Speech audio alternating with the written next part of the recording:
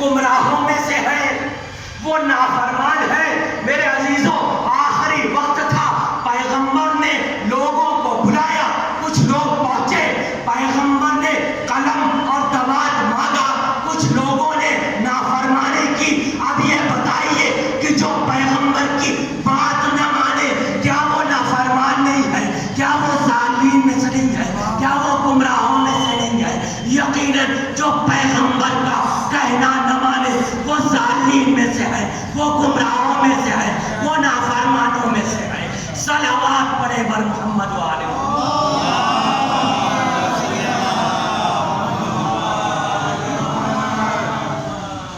جب اللہ اپنے نبی یوسف کو بھی نہیں بخشتا تو یہ امت کو کیا بخشے گا؟ میرے عزیزو، روایت میں ہے کہ کبھی بھی اپنے باپ کے بات کے اوپر کوئی بات نہ کرو۔ اگر باپ کوئی حکم دے رہا ہے تو اس کی تعمیل پیش نہ کرو۔ اگر باپ چل رہا ہے تو اس کے آگے نہ چلو۔ اگر باپ سے گفتگو کر رہے ہو تو اونچی آواز میں گفتگو نہ کرو۔ میرے عزیزوں، پیغمبر نے قلم اور دوات مانگا، لوگوں نے کہا حسبنا کتاب اللہ، یعنی پیغمبر کی کھلے عام مخالفت کر دی۔ یہ پیغمبر کی مخالفت بتا رہی ہے کہ کہنے والا گمراہ بھی ہے، ظالم میں سے بھی ہے اور نافرمان بھی ہے۔ تو میرے عزیز، یہ باپ کا مقام ہے۔ جو باپ کے لیے خود پروردگار عالم نے صرف ایک آیت میں نہیں، مختلف آیات میں والدین کے سلسلے سے گفتگو کی ہے۔ یقیناً مرحوم باپ بھی تھے اور اس کے ساتھ ساتھ ایک شاعر بھی تھے۔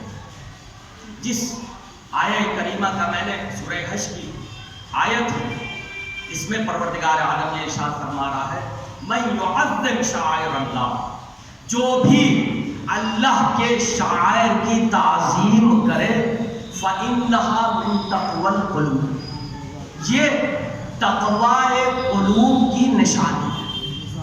اب مجھے شاعر پر ایک مختصر سی گفتگو کرنی ہے کہ شاعر کسے کہتے ہیں۔ شاعر جمع ہے شعیرہ کی، لیکن عربی میں شعیرہ استعمال نہیں ہوا ہے۔ شعر ضرور استعمال ہوا ہے لیکن شعیرہ استعمال نہیں ہوا۔ شعر کہتے کسے ہیں؟ شعر کہتے ہیں علامت کو، اور وہ علامت جو علم اور آگاہی کی طرف لے جائے۔ شعر کسے کہتے ہیں؟ جو علم اور آگاہی کی طرف لے جائے، اور اسی سے شعور بھی بنا ہے، اسی سے شاعر بنا ہے، اسی سے شعر بنا ہے۔ یہ عربی قواعد کے لحاظ سے ایک قاعدہ ہے کہ عربی میں جب کوئی لفظ بولا جاتا ہے، ہمارے اردو کی طرح نہیں ہے، ایک ہی لفظ ہوتا ہے جسے مصدر کہتے ہیں، اور اس مصدر سے اس کے کچھ حروف اصلی ہوتے ہیں، کچھ حروف اس پر لائے جاتے ہیں اور اس سے مختلف معنی بنتے ہیں۔ مثال کے طور پر یہاں علماء بیٹھے ہیں، لفظ قتل جسے ہم اور آپ استعمال کرتے ہیں، اس کا حروف، ان کے حروف کیا ہیں؟ قاف، تے، لام، اس کے اصلی حروف ہیں۔ اسی میں اگر الف ملا دیا جائے تو قاتل بن جاتا ہے، قتل، اور الف ملا دیا تو قاتل ہو گیا۔ اسی میں اگر میم ملا دیا، الف ہٹا دیا گیا، واو اس کی جگہ پر آ گیا تو مقتول بن جاتا ہے۔ اسی طریقے سے ضارب، ضرب ہے یعنی مارنا، اور الف ملا دیا تو ضارب ہو گیا یعنی مارنے والا، اور اگر اسی الف کو ہٹا کے واو ملا دیا تو مضروب بن گیا یعنی جس کو مارا جائے۔ تو یہ عربی قاعدہ ہے، اسی بالکل یہی وجہ ہے۔ اسی طریقے سے لفظ شاعر ہے، جس سے شعر بنا ہے، شاعر بنا ہے، شعور بنا ہے۔ تو میرے عزیزو، اس کا مطلب کیا ہے؟ شعر کہتے ہیں جو علم اور آگاہی کی طرف لے کر جائے، اسے شاعر کہتے ہیں۔ لیکن قرآن مجید میں پیغمبر کے لیے جب یہ لفظ استعمال ہوا ہے تو سورہ یاسین میں ارشاد ہوتا ہے وَمَا عَلَّمْنَاهُ الشِّعْرَ وَمَا يَنبَغِي لَهُ. آپ سورہ یاسین روز پڑھتے ہیں کہ ہم نے اپنے حبیب کو شعر نہیں سکھایا، شعر کی تعلیم نہیں دی. وَمَا يَنبَغِي لَهُ، اور یہ ہمارے نبی کے شایان شان بھی نہیں ہے. توجہ کیجئے گا. اب اسی سے کچھ لوگوں نے یہ استدلال کیا، دوسری بھی آیت سورہ شعراء میں بھی یہ یہاں پر شاعر اہل بیت بھی موجود ہیں. کل بھی شعر کی نشست میں تھے، پرسوں بھی مختلف شعر میں جاتے رہتے ہیں، مختلف مقاصدے میں اور شعر بھی پڑھتے ہیں. تو میں اس خط کو دور کرنا چاہتا ہوں کہ آیا شعر کہنا صحیح ہے یا شعر کہنا صحیح نہیں ہے. سورہ یاسین کیا کہہ رہی ہے؟ ہم نے اپنے حبیب کو علم، شعر کا علم نہیں دیا، اور ہم یہ شعر ہمارے حبیب کے لیے سزاوار نہیں ہے، ہمارے حبیب کو زیب نہیں دیتا ہے کہ وہ شاعری کرے.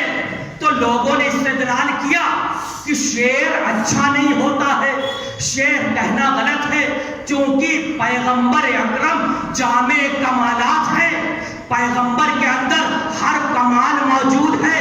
اگر شعر کمال ہوتا تو پیغمبر کے پاس موجود ہوتا. اگر شعر کہنا کمال ہوتا تو پیغمبر بھی شاعر ہوتے، لہذا شعر کہنا کمال نہیں ہے. اور سورہ شعراء میں یہ آواز دی کہ شاعر کون ہوتا ہے؟ جو گمراہیوں کی طرف لے جاتا ہے. شاعر کون ہوتا ہے؟ جو در در بھٹکتا ہے، کبھی اس پانی پر ہے، کبھی اس پانی پر ہے، کبھی کچھ کہتا ہے، کہ جو کہتا ہے اس پر عمل نہیں کرتا، یہ ہوتا ہے شاعر. میرے عزیزوں، اس زمانے کے شاعر جو ہوا کرتے تھے کبھی اس پانی پر کبھی اس پانی پر. تو یہ قرآن کا مزاج گفتگو ہے شعراء کے حوالے سے. لیکن جنہوں نے قرآن کی تفسیر کی ہے، جو مفسر قرآن ہے، جو مبین قرآن ہے، جو قرآن کو بیان کرنے کے لیے آئے ہیں، جو صاحبان شریعت ہے، جو قرآن کو ہم اور آپ تک پہنچانے والے ہیں، جو قرآن کو ہم تک بتانے والے ہیں. ایک مرتبہ مولا کائنات منبر کوفہ سے آواز دیتے ہیں کہ علم اولادکم، اپنے اولاد کو شعر عبدی سکھاؤ.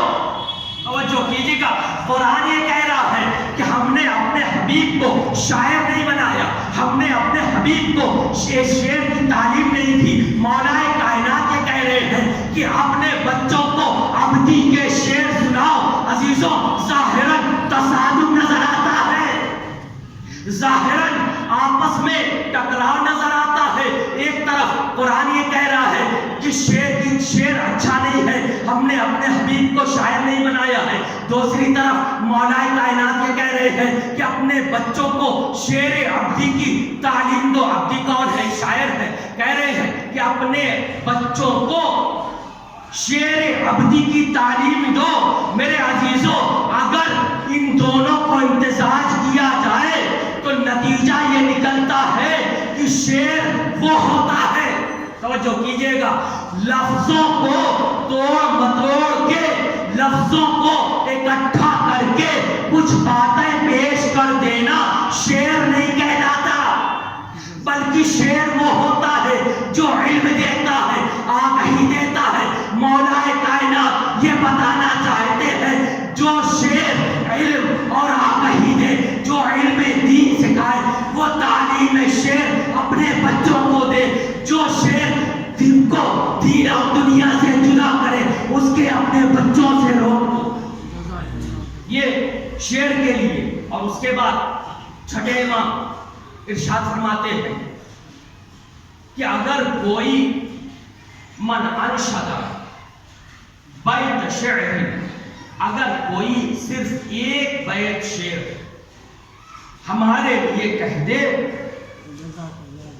تو پروردگار اعلیٰ اس کے بدلے ایک گھر اس کو جنت میں بنا دے دیتا ہے. ایک بیت شعر, اگر صرف ایک بیت شعر کوئی اہل بیت کے لیے کہہ دے تو پروردگار عالم جنت میں اس کے لیے ایک گھر بنا دیتا ہے. تو مولا کائنات یہ ارشاد فرما رہا ہے کہ اپنے بچوں کو شعر سناؤ.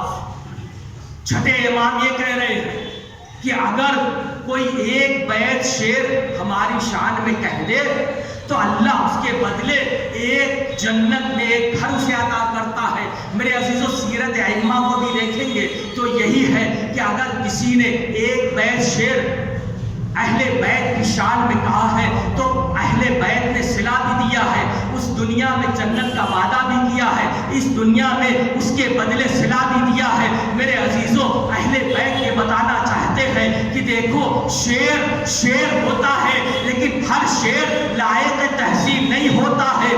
جو شعر علم و آگاہی دے, جو شعر ہمارے لیے ہو وہ شعر لائق تحسین ہوتا ہے. جو شعر ہمارے غیروں کے لیے ہو وہ لائق تحسین نہیں ہوتا. توجہ کیجیے گا, نہیں میں لفظوں کو بدل کے یہ کہہ دوں, جو شعر اہل بیت اور قرآن کی شان میں ہو وہ شعر ہوتا ہے, تبلیغ دین کا ذریعہ ہوتا ہے. لیکن جو شعر درباری شعر ہوتا ہے وہ ضلالت ہوا کرتی ہے, وہ گمراہی ہوا کرتی ہے. صلوات پڑھے بر محمد والے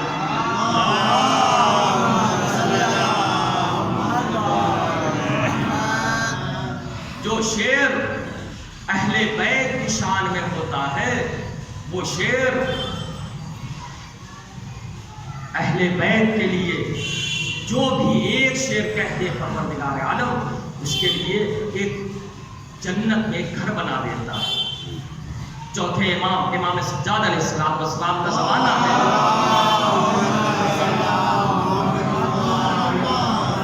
ہشام ابن عبد الملک شام سے عمرہ کرنے کے لیے یا حج کرنے کے لیے مکے آیا. بھیڑ اتنی زیادہ ہے کہ ہشام خانہ کعبہ کو چومنا چاہتا ہے, حجر الاسود کا بوسہ لینا چاہتا ہے, لیکن بوسہ نہیں لے پا رہا ہے. کوشش کی, آہو جلال بھی ہے, خدم و حشم بھی ہے, سپاہی بھی ہیں, ظاہراً حکومت بھی ہے, لیکن خانہ کعبہ تک نہیں پہنچ پایا, حجر الاسود کا بوسہ نہیں دے پایا. اتنے میں کیا دیکھا کہ ایک جوان ہے جو مسجد الحرام سے وارد ہوا, اور جیسے ہی وارد ہوا ہے اس نے خانہ کعبہ کا طواف کیا ہے. طواف کرنے کے بعد اب حجر الاسود کا بوسہ دینا چاہتا ہے. ایک مرتبہ خود بخود مجمع ہٹتا گیا, صفیں بنتی گئی, ایک مرتبہ پورا وہاں ایک صلوات پڑھے پر محمد و آل محمد.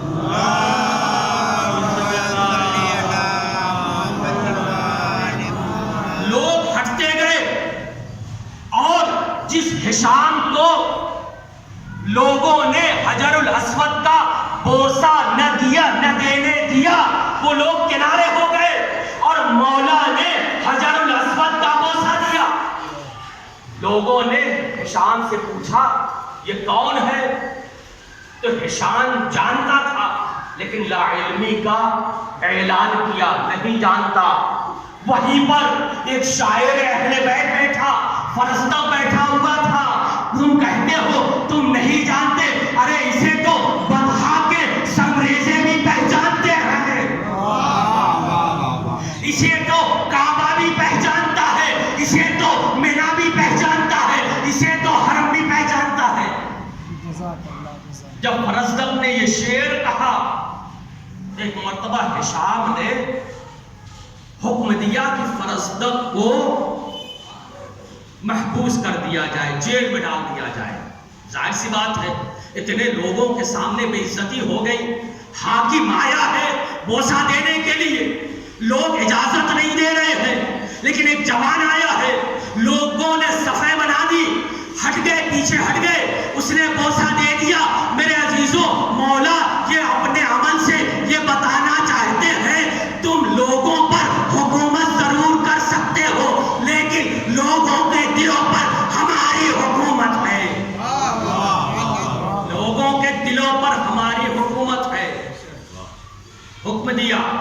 اسے جیل میں ڈال دیا جائے۔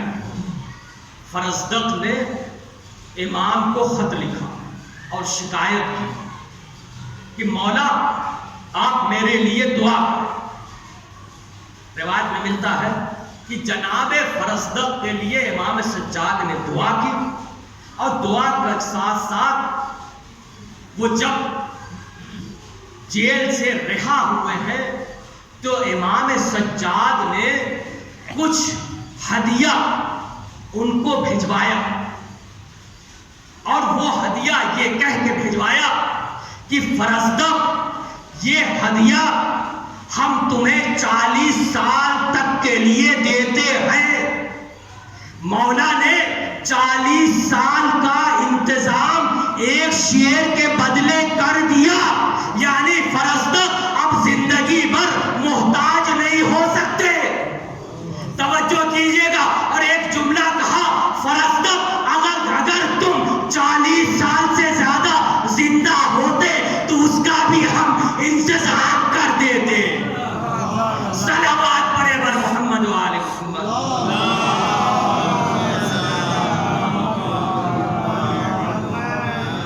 اگر تم 40 سال سے زیادہ زندہ ہوتے تو اس کا بھی ہم انتظام کر دیتے۔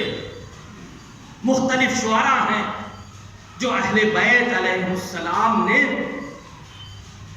ان کے اشعار کو سنا ہے۔ آپ جانتے ہیں علماء تشریف فرما ہے، پیغمبر کے زمانے میں، پیغمبر کے بعد امیہ اسدی ہیں، جعفر ابن عفان ہیں، چھٹے امام کے زمانے میں آتے ہیں مولا کی خدمت میں اور کہتے ہیں میں نے کچھ شعر کہے ہیں۔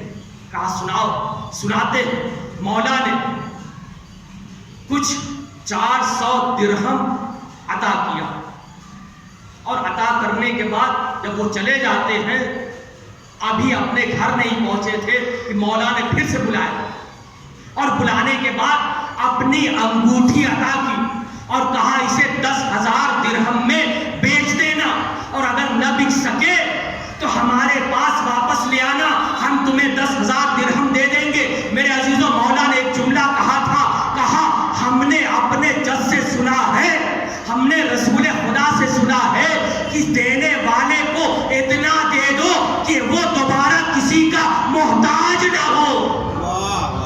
دینے والوں کو اتنا دے دو کہ وہ کبھی کسی کا محتاج نہ ہو۔ اور اس دنیا میں بھی جنت کا وعدہ کیا ہے۔ میرے عزیزوں، چھٹے امام نے جب بھی اپنے جد کا ذکر سننا چاہا ہے، جب بھی اپنے جد کی مظلومیت کو سننا چاہا ہے تو شاعروں کو بلایا ہے، آؤ ہمارے جد کا مرثیہ پڑھو، آؤ ہمارے جد کے جو ہمارے جد پر مظالم ڈھائے گئے ہیں ان کا لوحہ پڑھو۔ میرے عزیزو، یقیناً مرحوم میرے بھائی نوح ندیم شاعر اہل بیت، جنہوں نے عمر بھر شعر گوئی اور قصیدہ اور نوحہ آل محمد لکھتے رہے، اور ان کی ایک تمنا تھی، یہ تمنا بھی بغیر وجہ کی نہیں تھی، یہ تمنا بھی وجہ تھی۔ ان کی یہ تمنا تھی کہ ان کی عمر میں یہ شعر مرتب ہو کے کتابی شکل اختیار کر جائے۔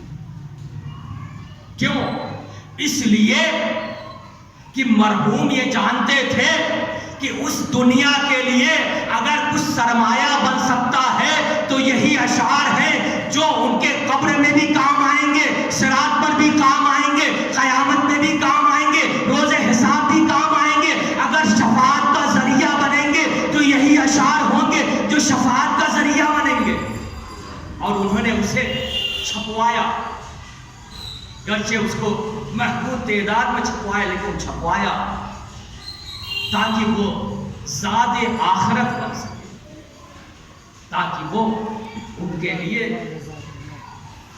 ذریعہ نجات بن سکے۔ میرے عزیزوں، جو شاعر اہل بیت کی شان میں محبت سے شعر کہتا ہے، اس کے لیے یہ صلہ اہل بیت نے دنیا میں بھی رکھا ہے، آخرت میں بھی رکھا ہے۔ چھٹے امام جب دنیا سے رخصت ہونے والے ہیں، ایک مرتبہ شاعر کو بلاتے ہیں، حکم دیتے ہیں کہ گھر میں پردہ لگا دیا جائے، اور گھر کی خواتین کو حکم دیتے ہیں کہ خواتین پردے کے پیچھے بیٹھ جائیں۔ شاعر مرثیہ پڑھتا جاتا ہے، مولا زار و قطار روتے جاتے ہیں، یہاں تک کہ ریش مبارک تر ہو جاتی ہے۔ میرے عزیزوں کیوں نہ روئیں؟ اس لیے کہ حسین پر کربلا میں وہ ظلم ڈھا دیا گیا، حسین پر کربلا میں وہ مظالم ڈھائے گئے ہیں کہ ہم قیامت تک روتے رہیں لیکن حق گریہ ادا نہیں ہو سکتا ہے۔ ہاں میرے عزاداروں، ایک باپ کی ایصال ثواب کی مجلس ہے، وہ مرحوم کسی کے بھائی تھے، کسی کے باپ تھے، کسی کے زوجہ تھے۔ وہ مرحوم جو اس دنیا سے گئے ہیں تمام رشتوں کے مالک تھے، اور عجیب امتزاج ہے کربلا میں رشتوں کا۔ کربلا جہاں ہر طرح کے رشتے پائے جاتے ہیں، ماموں بھانجے کے رشتے بھی موجود ہیں، چچا بھتیجے کا رشتہ بھی ہے، بہن بھائی کا رشتہ بھی ہے، بیٹی اور باپ کا رشتہ بھی ہے، باپ بیٹے کا رشتہ بھی ہے۔ مجھے نہیں معلوم میں مسائل کہاں سے شروع کروں، لیکن میرے عزیزوں جب حسین نے ایک مرتبہ جب سب کو الوداع کہہ چکے ہیں، سب کے لاشیں لے آ چکے ہیں، تو عجیب امتزاج ہے۔ ایک مرتبہ در خیمہ پر حسین آتے ہیں اور آ کر آواز دیتے ہیں، زینب خدا حافظ، ام کلثوم خدا حافظ، رقیہ خدا حافظ۔ ہاں میرے عزاداروں، ایک مرتبہ زینب نے بھیا کو گلے سے لگا دیا، اے بھیا، ارے ہمیں کس کے سہارے چھوڑ کے جا رہے ہو؟ لیکن عزیزو حسین نے خدا حافظی کی ہے۔ عزیزو مقتل میں کہیں نہیں ملتا ہے کہ خیمے کے اندر ارے ایک سکینہ بھی موجود ہو۔ ارے سکینہ کہاں ہے؟ سکینہ جانتی ہے ارے یہ بہن بھائی کا رشتہ ہے۔ سکینہ چھوٹی ہے، در خیمہ پر آ جاتی ہے، حسین نکلنا چاہتے ہیں، ایک مرتبہ بابا کا دامن پکڑ لیا، اے بابا میں آپ کو جانے سے نہیں روکتی، اے بابا لیکن جانے سے پہلے ایک دستے شفقت میرے سر پر پھیر دیجئے۔ اے بابا صبح سے جو گیا ہے وہ واپس نہیں آیا ہے، میرے بابا جو جاتا ہے وہ مر جاتا ہے، اور جو مر جاتا ہے اس کے بچے یتیم ہو جاتے ہیں۔ آزادارو بس یہ جملہ تھا، حسین نے ایک شفقت دستے شفقت پھیرا۔ آزادارو ایک وقت وہ بھی آ گیا جس کو سکینہ کو آس تھی۔ ہاں میرے عزیزو حسین شہید ہو گئے۔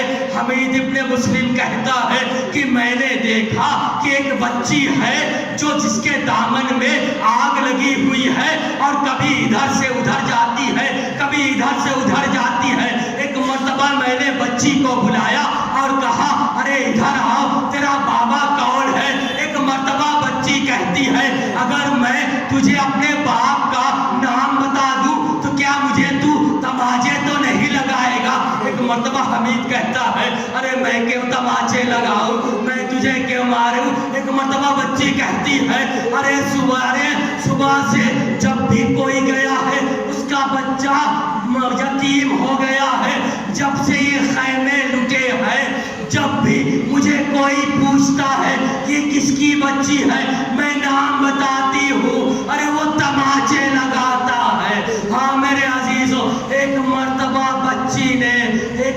بچی نے کہا میں حسین کی بیٹی ہوں، اجرکم اللہ۔ آزادارو حسین گودی قتل مگاہ میں آ گئے۔ اور آنے کے بعد جیسے ہی ایک آواز گونجی، یا ایتھا النفس المطمئنہ ارجعی الی ربک راضیۃ مرضیہ، اے میرے نفس مطمئنہ اپنے رب کی طرف پلٹ آ۔ میرے عزیزو، حسین نے اپنی تلوار کو نیام میں رکھ لیا۔